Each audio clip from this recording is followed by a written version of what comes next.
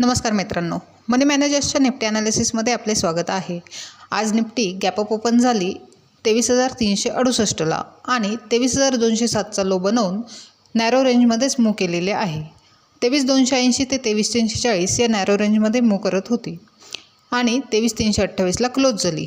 Daily time फ्रेममध्ये बघितले तर निफ्टीने हँगिंग मॅन कॅन्डल बनवलेली आहे, पण अजूनही बॉलिंजर बँडच्या अप्पर साईडला आहे।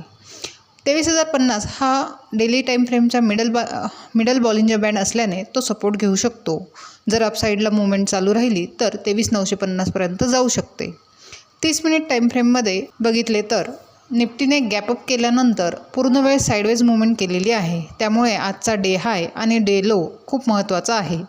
जर 23,400 म्हणजेच डे हाय जर वरती ब्रेक झाला तर निफ्टी 23,600पर्यंत जाऊ शकते आणि 23,200 म्हणजेच डे लो जर ब्रेक झाला तर निफ्टी 23,155 हा एक सपोर्ट आहे, तोही ब्रेक झाला तर 22,950पर्यंत खाली जाऊ शकते। आता उद्यासाठी महत्त्वाचे म्हणजे 23,400 ते 23,200 हा नो ट्रेडिंग झोन असणार आहे।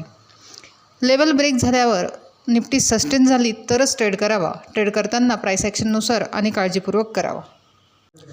अशाच निफ्टीच्या ॲनालिसिससाठी चॅनल सबस्क्राईब करा, तसेच व्हिडिओ लाईक आणि शेअर करा।